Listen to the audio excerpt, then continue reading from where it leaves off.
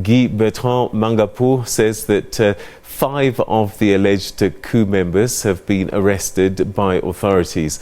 Junior officers claim that they seized power to restore democracy in Gabon. Shots were heard around state television headquarters in the center of the capital at about the same time as the message was read.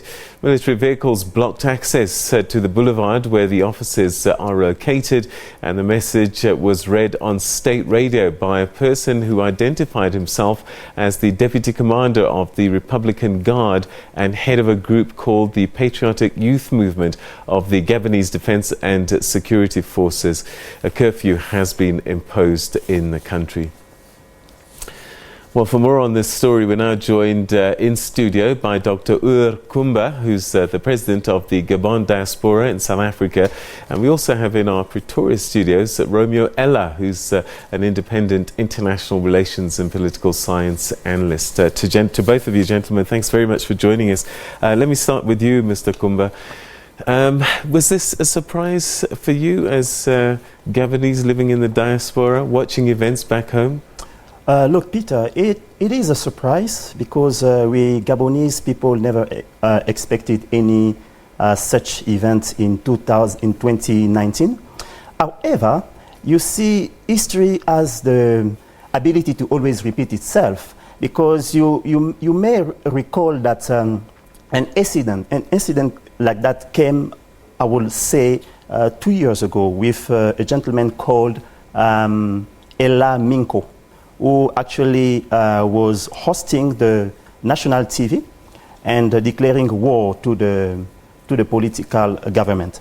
And it was in the period where the ICC was actually investigating in Gabon what was transpiring with regards to the elections. So now here again, we are with a young couple of soldiers who express their disaffection from the fact that they truly believe that something has to be done when it comes to governing this beautiful country. Have you been in contact with people in Libreville, and what are they telling you? Absolutely, absolutely. In such occasion, not only in Libreville, even in different countries in Europe, even Cameroonian people from Congo contacted me.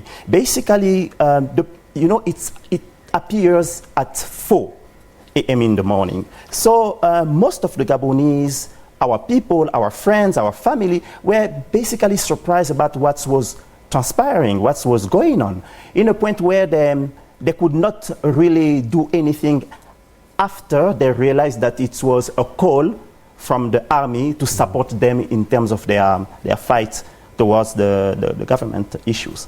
All right. Romeo, the government is at pains to try and downplay this as if it was an isolated incident which has been contained. Is it possible that this could be bigger than they're making out? Thanks for having me, Peter. I think you absolutely have it point on. The reason why the government is trying to downplay it is, as they did, in the events leading to this particular coup attempt. If you recall, the whole process started with the president suffering a stroke. And the immediate reaction of the president's cabinet at the time, it was the spokesperson of the presidency, was to try and deny the fact, try to pass it as a normal fatigue, and basically to try and maintain some sort of calm within the country. And the reason why they resort to such method is very simple. Since the elections in 2016, the government of President Ali Bongo has been highly controversial. There's been a lot of disputes, as you know, with former AU chairperson Jean Ping claiming to have won the elections. And there hasn't been a complete return to calm and peace in the country since these events. So it is naturally in the interest of the ruling party to ensure that there's all sort of, at least on the surface, that peace and calm remains. If President Bongo were to depart or to be absent, or his absence were to be confirmed, it would essentially means a catastrophe, because there hasn't been any clear plan for succession. He has just won elections, and there was no indications of him leaving power in the foreseeable future. So I believe that although there's claims that calm has returned to the country, this is just the tip of a much bigger iceberg that is grueling within the country. Explain for us what you understand as the balance of forces in the country there. Where does the military stand? In Zimbabwe we saw that whoever is in charge there usually is at the pleasure of the military. Is that the situation in Gabon, or are there other forces that are able to perhaps exert influence in what might happen in the country? In Gabon, you have a lot of powers at play, but when it comes to the military, there's a few dynamics that we need to understand. First, you have your regular army, which is obviously governed by the normal ranks and hierarchies within the army. Then you have the stronger military, which is the Republican Guard, was renamed a few years ago. It used to be the Presidential Guard. And this is essentially the group that has the highest power in terms of military power. And, I'm talking about weapons, I'm talking about heavy machineries, I'm talking about relations in terms of military internationally, and essentially control, even the intelligence resides within that group. And so this is where the mutineers claim to have come from. They claim to have to come from that particular group. Now that group is under, if you want, the control of President Ali Bongo's brother, Frederick Bongo, who is also happens to be the head of the intelligence. So for something like this to happen, it presents to us two scenarios. It's either it's something that is the result of the fractions that are starting to form at the highest level of the authority around the fact that there has been a long power vacuum within the country. You have, as I said, Frederick Bongo, who heads the intelligence and the Republican Guard, and then you have on the other side the very powerful Chief of Staff of the Presidency, Mr. Alianga, and then you have the spokesperson of the presidency, who is also very close to President Bongo. So what is happening here is symptomatic of the uncertainty that prevails in terms of who runs the country in the absence of the president. And those powers at play are what has produced what we've seen today. And like I said, although this particular incident has been brought under control, I wouldn't be surprised to see further crisis, maybe not of a military nature, but I wouldn't be surprised to see further crises arising in the near future. All right, so let me come back to you, Ur. The people on the ground. I mean, the president won the last election by, I think, about 6,000 votes. So what we can safely say is that there's a good number of people who don't support him. Will they be emboldened by what they've seen today? Is this a spark, perhaps, that we might see some kind of resistance? The stat does not reveal the reality on the ground, you see, and the sentiment of our people. 42 years in power from the father, 9 years from the son, is more than enough to create a huge amount of frustration in a population. So we are talking about a family that is running a country for 51 years. So on the ground, I mean, from my own personal assessment, people were actually seeing this event as a hope of revolution, because Gabon has never been exposed to any kind of revolution. So we've been trying to create an alternative leadership. But up to now, nothing has been done. As our predecessor was saying, there is a lot of influence that is coming to impact on the way we govern this country. But mostly and mainly, we have the tendency to forget that most of those African countries colonized by French have a tendency of following orders from France. So this is why also the fact that French did not really put enough support on it creating this situation. But on the ground, the people were absolutely intent to say that this is now something that will bring a new hope of change, because Gabonese people are seeking for change, and they are tired. All right, Romeo, perhaps, I don't know, is this a coincidence that literally a day before the Americans send troops to Gabon, supposedly to protect American interests if something happens in the DRC? Or do you think perhaps they may have received intelligence about something happening in Gabon?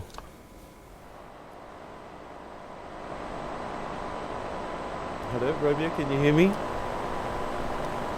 All right, it seems as if Mr. Ella can't hear us there. So, your thoughts? Peter, from our assessment, it does not necessarily look like it was predetermined. You see, if you observe, you will realize that those soldiers, they don't have enough experience in terms of creating a coup. And it is also a bit surprising because there is an army, French army, that stays in Gabon. They've been there forever, since I was born. And this army is there to secure the country, the interest of the people, basically. This is what they are saying on the ground. But now, with the presence also of the US soldiers, it's created a bit of a suspicion to ask ourselves if this was not a performance done by any other influence. Because with the situation that I told you earlier with Abaminko, who was actually one of the first in 2016, 2017, who wanted to create a coup. He disappeared. He was imprisoned and no one knows where he is. No one knows his whereabouts. It is the same thing that is happening with Kelly Obam. Actually, no one knows where he is. So we wonder, is it a well-prepared coup, or was it just a performance that was done to assess anything? So right. It's a question mark. Let me see if I can get to Romeo once again. Romeo, can you hear me? I can hear now, Peter. All right, okay. So perhaps one question for you, and I'm just looking at the African Union and how they've managed these kinds of situations. A lot of people believe that the coup, the takeover of power in Zimbabwe was a military coup. They didn't seem to step in or vocalize one way or another there. In the same way that they've done now. They've condemned what looks like has been a coup attempt. What are your thoughts on that? And what does it say about Gabon's place and the way it's being managed? I think the reaction of the African Union was to be expected. It's a general policy within the AU Commission to condemn any form of military takeover of power. So I don't think it's a declaration that was made out of conviction. I think it's a declaration that was made as a general policy statement, because that's the way that the AU addresses such incidents. What is even more critical in this statement is the fact that there were build-ups, there were clear indicators of what was risking to happen in Gabon. And this is perhaps, in my opinion, where the African Union has missed the opportunity to intervene instead of making the declarations when the situation is now already unfolding. I'll give you a few examples. After the president's stroke, the reaction, like I explained earlier, of the government was not reassuring for the population.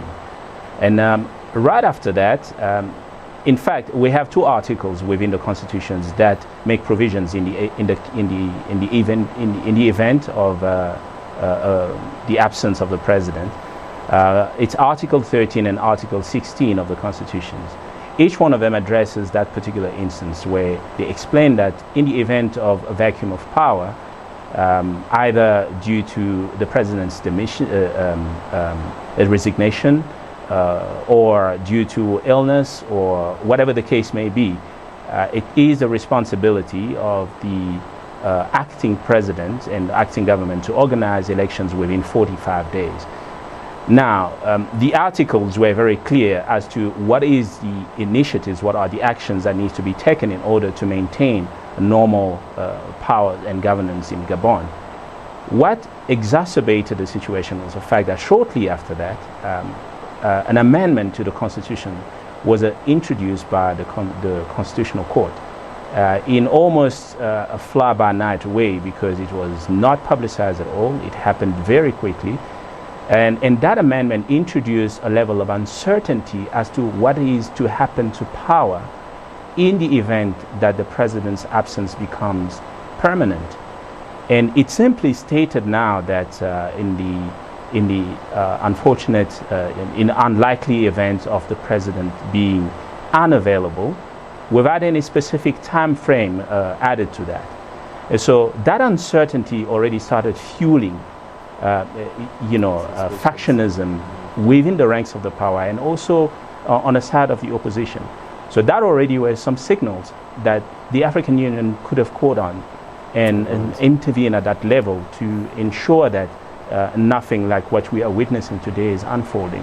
All right. Gabon, unfortunately, is just an example, and many other countries have gone through the same process, where the continental body that is responsible of ensuring peace and security at the continental level has failed to intervene at the most opportune time. All right, we're going to have to leave it there, but I think there's lots of conversations still required. Romeo Ella in Pretoria, thank you very much indeed. And Dr. Ur Kumba here in studio, thanks so much for coming through. Merci beaucoup. Merci. All right, so we're going to take a quick break, and when we come back, more for you on SA Today. Stay with us.